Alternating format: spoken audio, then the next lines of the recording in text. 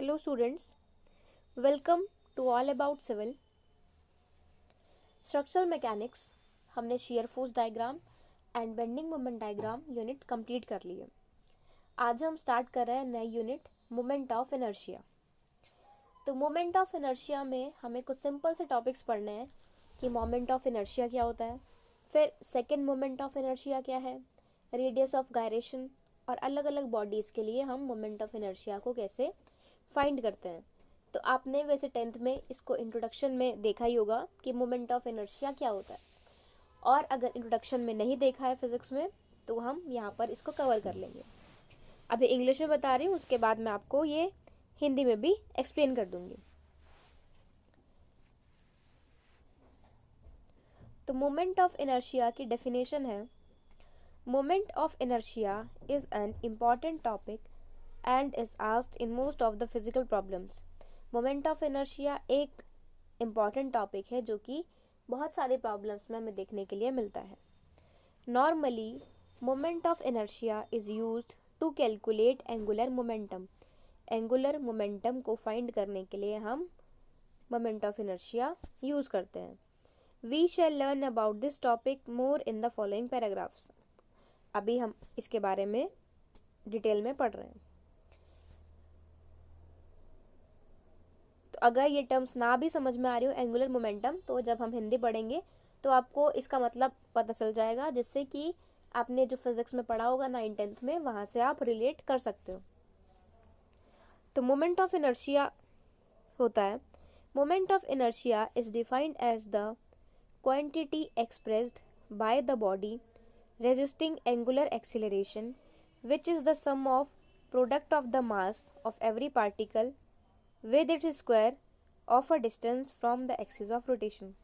बहुत लंबी सी बात हो गई। इस बात का मतलब ये है कि मोमेंट ऑफ इनर्शिया को हम फाइंड करते हैं। कैसे फाइंड करते हैं? हम एक क्वांटिटी निकालते हैं। क्वांटिटी क्या होती है? वो जो भी बॉडी एंगुलर एक्सेलरेशन को रेजिस्ट कर रही है, तो उसका मास कितना है, और उसको जितने डिस्टेंस से वो है एक किसी भी एक्सिस से, उस डिस्टेंस से हम उसको मल्टीप्लाई कर देते हैं। जैसे बेंडिंग मोमेंट में हम क्या करते हैं? Force into distance. और यहाँ पर क्या कर रहे हैं? जितना भी किसी ऑब्जेक्ट का मास है हम उसको मल्टीप्लाई कर देते हैं, जितना भी डिस्टेंस हुआ सेंट्रल एक्सिस से उसके स्क्वायर को मल्टीप्लाई कर देते हैं। और in simple terms it can be described as a quantity that decides the amount of torque needed for a specific angular acceleration in a rotational axis। यानी कि सिंपली हम इसको ऐसे ही बोल सकते हैं कि कितना अमाउंट ऑफ टॉर्क रिक्वायर्ड होता है। टॉर्क आप समझ सकते हैं जैसे मोड़ देना। जैसे हम क्या करते हैं, कपड़े को धोने में निचोड़ते हैं, तो हम दोनों साइड अलग अलग फोर्स लगाते हैं। एक हाथ से क्लॉकवाइज लगा रहे हैं, एक हाथ से एंटी क्लॉकवाइज, तो जो यहाँ पर फोर्स आ रही है उसको हम बोलते हैं टॉर्क। तो टॉर्क क्या होता है? The amount of torque needed, जितना भी हमें टॉर्क की आवश्यकता होगी एंगुलर एक्सेलरेशन में, तो उसको हम मोमेंट ऑफ इनर्शिया से फाइंड कर लेते हैं। Moment of inertia is also known as angular mass और रोटेशनल इनर्शिया। अब मोमेंट ऑफ इनर्शिया क्या होता है? हम इसको एंगुलर मास भी बोल सकते हैं और साथ में रोटेशनल इनर्शिया भी बोल सकते हैं। एंगुलर मास भी बोल सकते हैं और रोटेशनल इनर्शिया भी बोल सकते हैं। The SI unit of moment of inertia is kilogram metre square. तो एसआई यूनिट क्या होगी इसकी?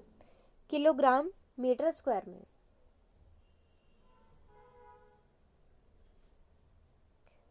Moment of inertia is usually specified with respect to a chosen axis of rotation। अब मोमेंट ऑफ इनर्शिया हम किसी एक एक्सिस से ही define कर सकते हैं। जैसे एग्जांपल लेते हैं, जैसे हमारे घर में दरवाज़ा है, तो दरवाज़ा एक जगह पर फिक्स है, तो अब उसका हैंडल हम एक कॉर्नर पर लगाते हैं क्योंकि वहाँ से मोमेंट ऑफ इनर्शिया ज़्यादा आता है। और अगर हम वो हैंडल बिल्कुल जहाँ से दरवाज़ा जुड़ा है दीवार से उस पॉइंट पर लगा दें, तो हमें बहुत ज़्यादा फोर्स लगानी पड़ेगी। इस चीज़ को आप फील करके देखना कि आप हाथ से फोर्स लगाओगे बिल्कुल कॉर्नर पर, यानी कि दरवाज़ा जहाँ फ्री एंड है और एक जहाँ पर सपोर्ट के साथ जुड़ा है। तो जहाँ पर फ्री एंड है, अगर आप वहाँ थोड़ी सी फोर्स लगाते हो तो दरवाज़ा इजीली रोटेट कर जाएगा। और अगर आप फोर्स लगाते हो बिल्कुल जहाँ पर दरवाज़ा जुड़ा है उससे जुड़ा है बिल्कुल उसके साइड में थोड़ा सा पास, तो आपको बहुत ज़्यादा फोर्स लगानी पड़ेगी। क्यों? क्योंकि रेडियस ज़्यादा बढ़ गया है। तो हम एक पर्टिकुलर एक्सिस के अबाउट फाइंड करते हैं। अब जैसे दरवाजे वाला एग्जांपल है, तो यहाँ पर हम जो फिक्स एक्सिस है जिसमें दरवाज़ा घूम रहा है जिसके अलोंग, तो उसको हम फिक्स्ड एक्सिस मान रहे हैं और हम उसको सेंट्रल एक्सिस बोल रहे हैं। तो एक फिक्स एक्सिस होनी चाहिए, एक धुरी होनी चाहिए जिस पर घूम रहा है। It mainly depends on the distribution of mass around an axis of rotation। Mainly किस पर डिपेंड कर रहा है कि डिस्ट्रीब्यूशन कैसा है मास का एक्सिस के आसपास। Moment of inertia varies depending on the axis that is chosen. Moment of inertia very करता है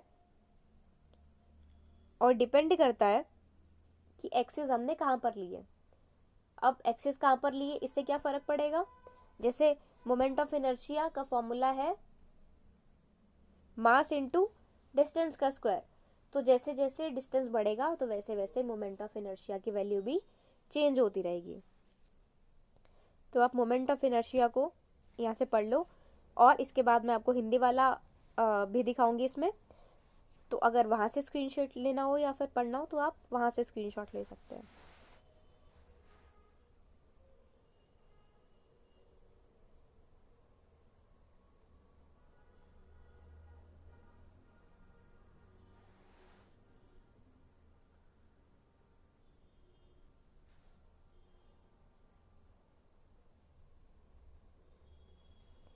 ओके, नेक्स्ट देखते हैं कि हम क्या क्या पढ़ने वाले हैं। हम फॉर्मूला पढ़ेंगे कि मोमेंट ऑफ इनर्शिया का क्या फॉर्मूला है, क्या क्या फैक्टर अफेक्ट करते हैं मोमेंट ऑफ इनर्शिया को, और moment of inertia system of particles का, रिजिड बॉडी के लिए, और एक दो इसके बेसिस पर एग्जांपल्स। फिर moment of inertia for different objects, इसके बेसिस पर एक थ्योरम होती है पैरेलल एक्सिस थ्योरम। तो हम ये थ्योरम पढ़ेंगे पैरेलल एक्सिस थ्योरम, और उसके बाद एक दो एग्जांपल्स पढ़ेंगे।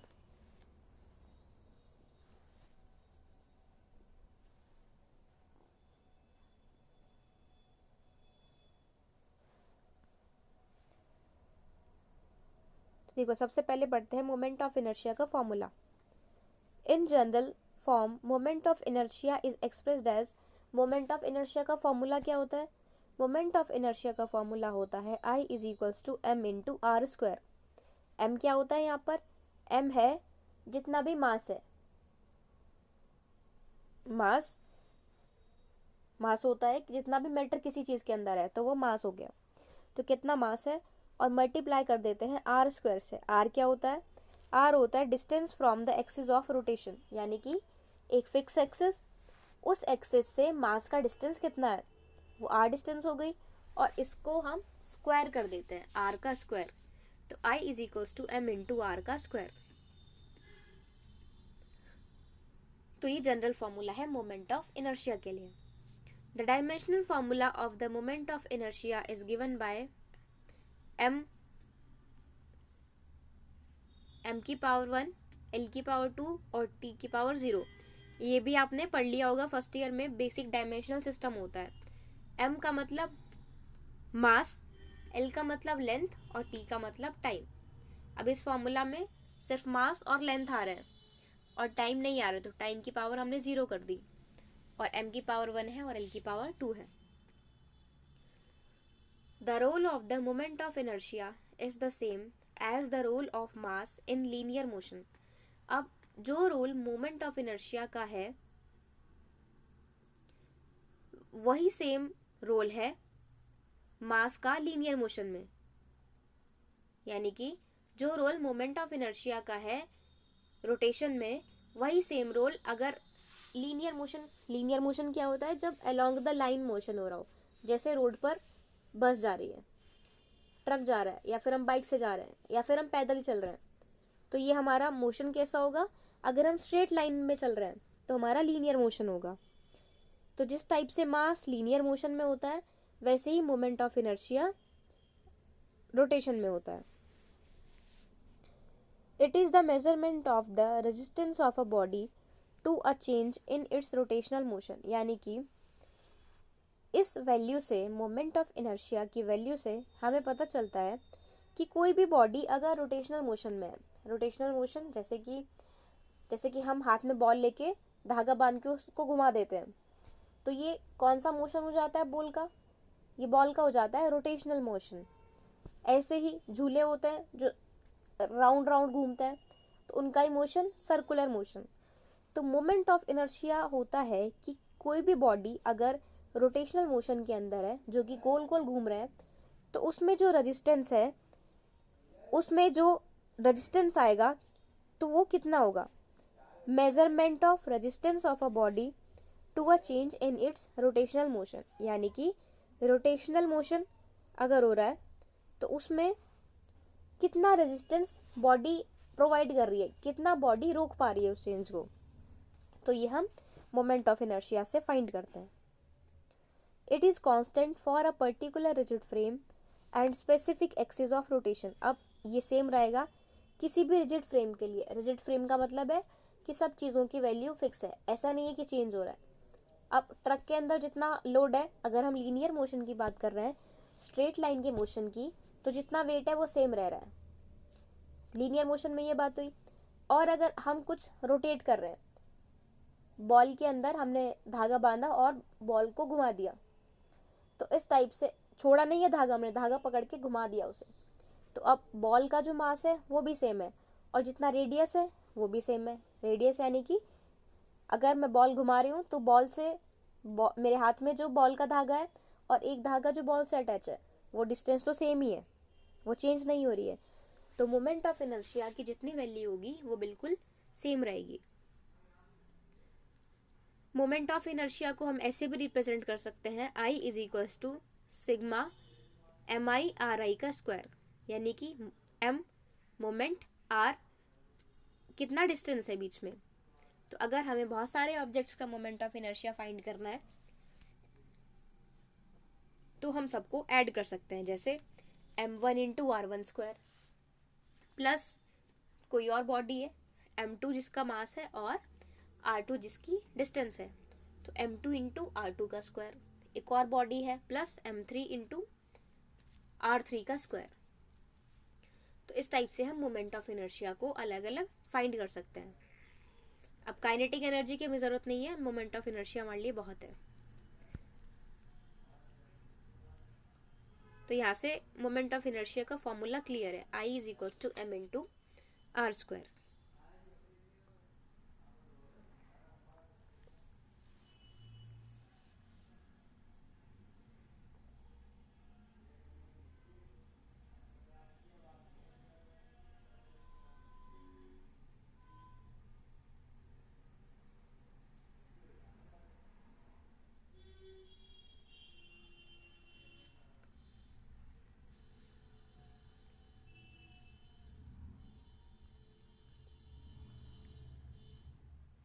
अब देखते हैं कि क्या क्या फैक्टर्स पर डिपेंड करता है मोमेंट ऑफ इनर्शिया, यानी कि कोई भी बॉडी अगर रोटेट कर रही है, वो घूम रही है, तो उसके अंदर जितना भी रेजिस्टेंस डेवलप होता है, रेजिस्टेंस फोर्स होती है जो रोकती है किसी मोशन को, तो रेजिस्टेंस फोर्स कितनी है ये हमें मोमेंट ऑफ इनर्शिया बताता है।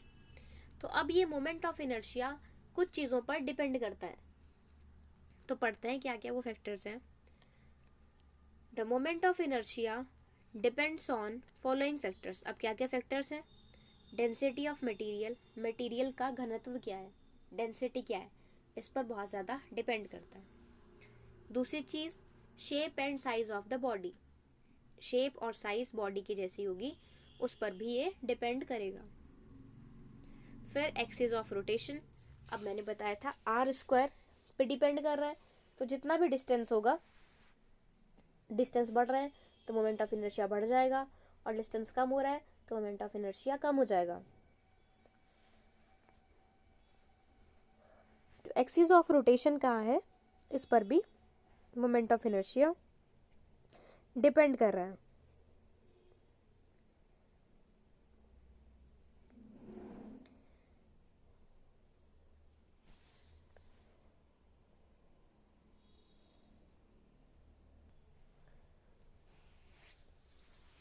देखो आप हिंदी में भी यहाँ से देख सकते हैं मोमेंट ऑफ इनर्शिया। तो मोमेंट ऑफ इनर्शिया बेसिकली कोणीय गति की गणना करने के लिए एमओआई मोमेंट ऑफ इनर्शिया का उपयोग किया जाता है। तो मेन हम शुरू करते हैं। जड़ता का क्षण क्या है? जड़ता के क्षण को मोमेंट ऑफ इनर्शिया को कोणीय त्वरण का विरोध करने वाले शरीर द्वारा व्यक्त की गई मात्रा के रूप में परिभाषित किया जाता है, जो रोटेशन के अक्ष से इसकी दूरी के वर्ग के साथ प्रत्येक कण के द्रव्यमान के उत्पाद का योग है। या अधिक सरल शब्दों में इसे एक मात्रा के रूप में वर्णित किया जा सकता है, जो एक घूर्णी अक्ष में एक विशिष्ट कोणीय त्वरण के लिए आवश्यक टॉर्क की मात्रा तय करता है। मोमेंट ऑफ इनर्शिया को कोणीय द्रव्यमान या घूर्णी जड़त्व के रूप में भी जाना जाता है। इसकी यूनिट क्या होगी? इसकी यूनिट होगी kilogram metre square. Moment of inertia आमतौर पर रोटेशन के एक चुने हुए अक्ष के संबंध में निर्दिष्ट होता है। यह मुख्य रूप से रोटेशन के एक अक्ष के आसपास द्रव्यमान के वितरण पर निर्भर करता है। मोमेंट ऑफ इनर्शिया चुने गए अक्ष के आधार पर भिन्न होता है। अब टॉपिक्स क्या क्या पढ़ने थे वो भी यहाँ पर हिंदी में है। तो फॉर्मूला था पहला, सूत्र। उसके बाद मोमेंट ऑफ इनर्शिया को प्रभावित करने वाले कारक, यानी कि क्या क्या फैक्टर्स पर डिपेंड कर रहा है मोमेंट ऑफ इनर्शिया। उसके बाद पलकों की प्रणाली की जड़ता क्षण, नेक्स्ट कठोर निकायों के लिए, फिर गणना, विभिन्न वस्तुओं के लिए जड़ता का क्षण, समांतर अक्ष सिद्धांत, परिवहन की त्रिज्या, हल के उदाहरण और विभिन्न आकृतियों और वस्तुओं की जड़ता हमें फाइंड करना। नेक्स्ट हम देखते हैं फॉर्मूला क्या है। तो फॉर्मूला है जो अभी हमने पढ़ा है, I = m × r का स्क्वायर, जिसमें m मास था और r था डिस्टेंस। तो सामान्य रूप से मोमेंट ऑफ इनर्शिया I = होता है m × r का स्क्वायर, जहाँ पे m होता है द्रव्यमान के गुणनफल का योग, r होता है घुमाव की धुरी से दूरी, और अभिन्न रूप I = सिग्मा di।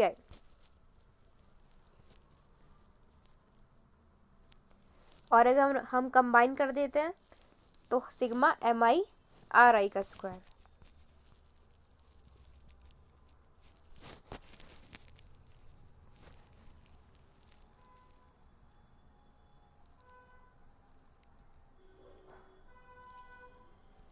अब हम फैक्टर्स पढ़ते हैं कि क्या क्या फैक्टर्स हैं जिन पर डिपेंड कर रहा है मोमेंट ऑफ इनर्शिया। तो सबसे पहला है सामग्री का घनत्व, यानी कि मटेरियल की डेंसिटी। उसके बाद आकार और शरीर का आकार, यानी कि शेप और साइज क्या है बॉडी का। उसके बाद रोटेशन का अक्ष, यानी कि जो भी रोटेटिंग एक्सिस है उसकी दूरी।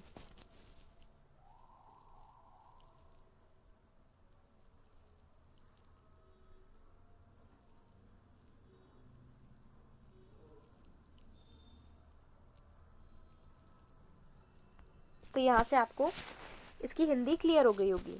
तो हमने मोमेंट ऑफ इनर्शिया का बेसिक पढ़ लिया आज, कि मोमेंट ऑफ इनर्शिया का मतलब क्या होता है, और साथ में हमने पढ़ा है कि कौन कौन से फैक्टर्स पर मोमेंट ऑफ इनर्शिया डिपेंड कर रहा है।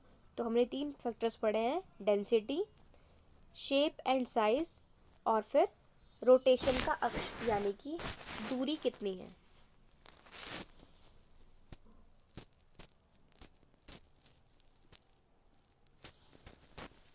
ओके, नेक्स्ट वीडियो में हम आगे कवर करेंगे। Thank you.